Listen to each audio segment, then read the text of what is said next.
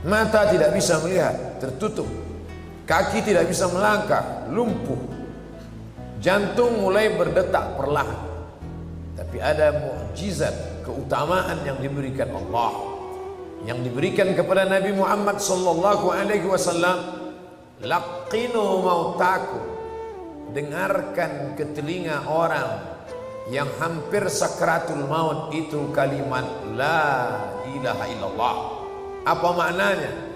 Bahwa telinga orang yang koma sekalipun bisa mendengar. Itu mukjizat yang ada pada diri Muhammad sallallahu alaihi wasallam. Orang-orang yang koma, hampir mati, telinganya tidak peka, tidak tuli, mereka bisa mendengar. Bisikkanlah surat Yasin ke telinga mereka, bisikkan ayat kursi ke telinga mereka, meleleh air matanya. Bukan 1, 2, 3 kali yang dilakukan pada orang-orang yang sakit. Tangannya tidak bergerak, maka dia tidak bisa merespon dengan bersalaman. Mulutnya tidak bisa berkata, tapi air mata tidak dapat ditahan. Air mata salah satu respon. Dia tidak sedih, dia tidak sedang berduka, dia hanya ingin memberitahu bahwa aku mendengar suara. Saat suara azan masuk ke telinganya, dia sangat ingin datang ke masjid ini. Tapi saat itu apalah daya, kaki tak dapat dilangkahkan, tangan tidak dapat dihayunkan. Oleh sebab itu nikmat itu baru kita syukuri ketika dia sudah dicabut dari diri kita. Hari ini kita tidak menganggap nikmat sehat ini nikmat yang besar, karena setiap hari kita sehat. Tapi begitu terasa badan panas dingin, barulah kita merasa, oh, ada satu nikmat yang sudah tercabut. Ada saudara kita yang amat sangat ingin bersama dengan kita, tapi tidak bisa, karena satu nikmat diambil oleh Allah. Nikmat itu bernama nikmat sehat. Tapi ada di luar sana yang sehat, matanya sehat, kakinya sehat, semuanya sehat, tapi ada nikmat terbesar yang dicabut dari dirinya, yaitu nikmat iman dan Islam. Alhamdulillah, siang hari Jumat yang penuh barakah, dua nikmat itu masih bersemayam dalam badan kita. Kita masih sehat dan kita masih berkata lantang di hadapan Allah, wajjahtu wajhiya, aku hadapkan wajahku bukan kepada pejabat, bukan kepada orang kaya, lillazi fataras samawati wal ard, kepada dia yang menciptakan langit dan bumi, hanifan, aku condong kepada kebenaran, musliman, aku seorang muslim yang hanya berserah diri kepada Allah. Aku tidak serahkan diriku kepada atasanku, aku tidak serahkan diriku kepada hartaku, aku tidak serahkan diriku kepada manusia. Musliman, aku seorang muslim yang hanya berserah diri kepada Allah. Wa ma ana minal musyrikin, aku tidak persekutukan Allah dengan apapun. Aku tidak duakan dia dengan benda, aku tidak duakan dia dengan manusia. Aku hanya menyembah dia yang esa, tunggal, tak berbilang. Qul huwallahu ahad, katakan Allah esa, Allahus samad, meminta, berharap hanya kepada dia. Iyyaka na'budu, kepada engkau kami menyembah, wa iyyaka nasta'in, kepada engkau juga kami meminta pertolongan. Oleh sebab itu di antara rukun khutbah Jumat, kalau sampai khatib lupa mengucapkannya, maka batal khutbah. Kalau khutbah batal, maka batal solat Jumat. Karena rukun solat Jumat mesti ada khutbah Jumat. Man lagha fala jum'atalah, siapa yang tidak mendengar khutbah Jumat, siapa yang melakukan perbuatan sia-sia, maka tiada Jumat baginya. Solat Jumat bukan sekedar 2 rakaat. Salat Jumat bukan sekedar iftitah, Fatihah, rukuk, sujud, i'tidal, salam. Salat Jumat adalah mendengarkan pesan syukur kepada Allah dengan mengucapkan alhamdulillah, berselawat kepada Rasulullah bil khusus pada hari Jumat sebagai tanda ingat. Man shalla alayya salatan, siapa yang berselawat kepadaku 1 kali saja, sallallahu alaihi biha asyra, Allah balas 10 kebaikan. Wa khuttan anhu asyara sayyi'at, ditutupi 10 dosa, silap dan kesalahan.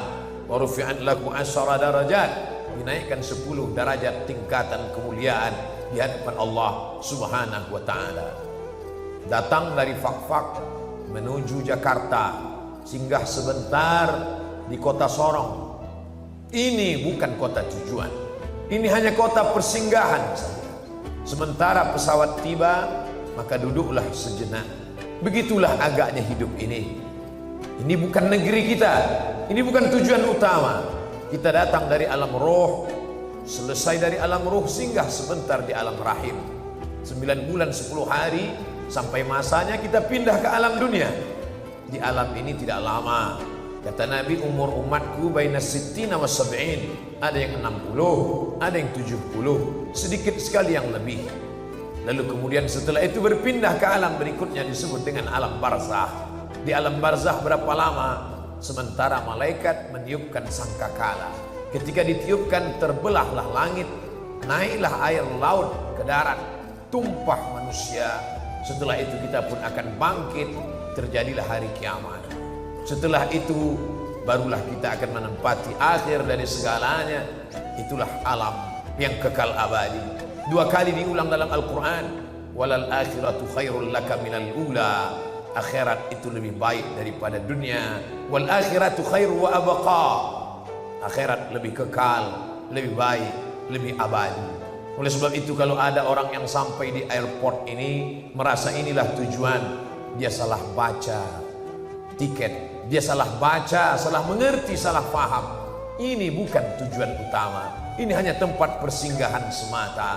Kalau ada yang melihat pesawat sudah datang untuk membawa ke destinasi terakhir, tapi dia tetap duduk santai, ada 2 kemungkinan. Yang pertama, ini orang tidak mengerti hakikat transit. Yang kedua, bahwa ini orang mungkin akalnya sudah hilang. Rufi'al qalam, mereka memang tidak dicatat amalnya. 3 orang ini memang tidak diakui kehidupannya. Anis sobi hatta yahtalib, anak kecil sampai akil baligh. Anil naim hatta yastayqiz, orang tidur sampai bangun tidur. Anil majnun hatta yafiq, orang gila sampai sembuh. Oleh sebab itu, ketiga orang ini tidak dianggap saat transit. Banyak anak-anak yang tertinggal karena tidak mengerti tujuan akhir. Banyak orang gila tidak peduli karena tidak diajak diurus oleh orang yang waras. Dan ada orang yang tertidur lelap sampai tidak sadar panggilan keberangkatan sudah lama dikumandangkan. Oleh sebab itu, kita yang sehat, akil baligh, selamat dari anak kecil karena kita sudah dewasa. Kita tidak tidur karena kita terjaga. Dan kita bukan orang gila karena kita adalah orang yang akil, berakal. Baligh, umur sudah sampai, maka kita dibebani hukum. Sadarlah bahwa ini hanya tempat persinggahan. Berapa lama kita di sini? Idza jaa ajaluhum, kalau waktu transit sudah tiba, la yastakhiruna sa'atan, tidak ada dapat menunda walau sesaat pun. Wala yastaqdimun, tidak pula dapat dimajukan walau sesaat. Apapun jabatanmu, apapun kekuasaanmu, siapapun engkau, kalau sudah waktu keberangkatan tiba, maka engkau akan berangkat. Sampai akhirnya engkau kembali kepada tujuan yang utama. Dan Allah memanggil, ya ayyatuhan nafsul mutmainnah, wahai jiwa-jiwa yang tenang, irji'i, kembalilah ke kampung halamanmu yang asli, radiyatan, dalam keadaan jiwamu menerima ridha, mardiyah, dan Allah pun senang karena kau pulang ke tempat yang kekal dan abadi.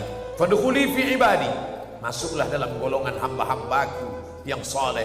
Fadkhuli jannati, masuklah ke dalam surgaku. Begitulah orang yang senang akan kembali ke kampung halaman setelah lama dalam perantauan, terasa asing, terasa aneh, terasa tidak nyaman. Ke tempat yang asli dia merasa tenang. Maka ketika dibuka penutup wajahnya, dia tersenyum. Ustadz-ustadz berkata mati itu sakit. Katanya mati itu seperti ditebas pedang ratusan kali. Ada yang mengatakan mati itu seperti kambing hidup dikuliti. Ada yang mengatakan hidup itu, mati itu seperti mata kail pancing ditarik dari kulit yang basah. Daging-dagingnya ikut keluar, terburai. Kenapa dia tersenyum? Ternyata dia tersenyum karena bayang-bayang kampung halaman sudah tampak di pelupuk mata. Dia disebut dengan syahid. Syahid artinya melihat. Mengapa mereka disebut orang yang mati syahid? Karena sebelum rohnya keluar dari jasad, malaikat mengepakkan sayapnya. Ini tempat tinggalmu di surga. Ini sahabatmu nanti di sana. Ini tempat tinggal dengan air yang mengalir. mala a'yunun ra'at, belum pernah dilihat mata, wala udhunun sami'at, belum pernah didengar telinga, wala khatara ala qalbi bashar, belum pernah terlintas di hati manusia. Orang heran, mengapa dia tersenyum? Tapi orang yang mengerti faham, 14 abad yang lalu Nabi kami sudah berpesan, ada orang-orang yang melihat tempat tinggalnya sebelum dia meninggalkan tempat transit yang sementara ini. Bolehkah kita bermain-main di sini? Jangan. Ini tempat mengumpul kekuatan. Sementara penerbangan tiba, sempatkan ke toilet. Mungkin nanti akan sulit buang air kecil. Sementara penerbangan tiba, sempatkan meluruskan tulang belakang. Mungkin nanti duduk perjalanan akan panjang. Sementara penerbangan tiba, sempatkan menarik nafas. Mungkin ada makanan yang bisa disantap, karena nanti perjalanan akan panjang. Ini tempat mengumpulkan kekuatan. Carilah harta sebanyak-banyaknya. Untuk apa? Untuk bersedekah kepada anak yatim, karena itu nanti yang akan mendekatkan dengan Nabi Muhammad sallallahu alaihi wasallam. Carilah rezeki sebanyak-banyaknya, bukan untuk di tempat ini, tapi untuk mendirikan sekolah, untuk membantu fakir miskin, karena itu nanti yang akan menolong ketika tempat tujuan tiba. Buatkanlah sumur bor, karena air akan mengalir di tenggorokan orang yang susah. Begitu pula lah air itu akan menetes di liang lahat kubur penantian yang panjang. Man taraka dunyahu li akhiratihi, apakah orang yang baik itu orang yang meninggalkan dunia lalu dia hanya hidup untuk akhirat saja? Bukan. Liyusiba minhuma jami'an, dapat dua-duanya. Makanya kita diajarkan doa, Rabbana atina fid dunya hasanah. Dunianya mesti baik, dunianya mesti kaya, dunianya mesti sejahtera. Masjid ini dibangun oleh orang yang kaya. Orang yang kaya saja yang bisa membangun masjid. Man bana masjidan, siapa yang membangun masjid? Banallah mithlahu baitan fil jannah. Dia sudah booking satu tempat di surga. Siapa yang punya tempat di surga? Orang kaya. Siapa yang paling dekat dengan Nabi Muhammad sallallahu alaihi wasallam? Ana wa kafilul yatim, aku dan orang yang menyantuni anak yatim, kahataini fil jannah, seperti dua jari ini di surga. As-sababah, jari telunjuk, wal wusta, jari tengah, wa farraja bainahuma, begitulah dekatnya aku dengan Nabi Muhammad, dengan orang yang menyantuni anak yatim. Siapa yang bisa menyekolahkan anak yatim? Siapa yang bisa membiayai anak yatim sampai menjadi dokter spesialis kalau bukan orang kaya? Oleh sebab itu kalau ada orang miskin mengaku beriman, hidup bersusah-susah, maka ini bukan orang yang memahami hakikat dunia. Tapi dunia ini jangan sampai mengelabui mata'ul ghurur, kenikmatan yang sementara semata. An-nasu niyam, manusia itu pada hakikatnya tidur. Falamma matu, ketika mereka mati, intabahu, barulah mereka sadar sesungguhnya mereka dalam tidur yang panjang. Hari ini ada orang kaya, sebenarnya dia mimpi jadi orang kaya. Hari ini ada orang yang punya jabatan, sebenarnya dia sedang mimpi menjadi raja di raja. Ketika malaikat maut mencabut nyawanya, barulah dia sadar, oh ternyata aku hanya tidur panjang. Hakikat sebenarnya nanti kalau sempat hartamu itu kau buat untuk infak, wakaf, sedekah, itulah yang kekal abadi. Hari ini kau masukkan uang 5.000, 10.000, lalu yang kau simpan 10, 100 juta, 1 miliar, yang 1 miliar akan dibagi oleh anak istrimu menjadi harta warisan. Yang 5.000, 10.000, itulah yang kekal abadi akan kau bawa mati. Dunia ini seperti satu tetes air di ujung jari. Tegaklah di tepi pantai, pandang samudera yang luas, celupkan ujung jarimu ke dalam lautan, tarik ke atas, falyanzur bima yarji, panjang. Apa yang kau lihat di ujung jarimu? Kalau ada setetes air, itulah dunia. Sedihkah engkau? Tidak. Andai tidak dapat, tidak sedih, karena yang tidak dapat itu hanya setetes air. Andai dapat, jangan sombong, karena yang kau peroleh pun hanya setetes air.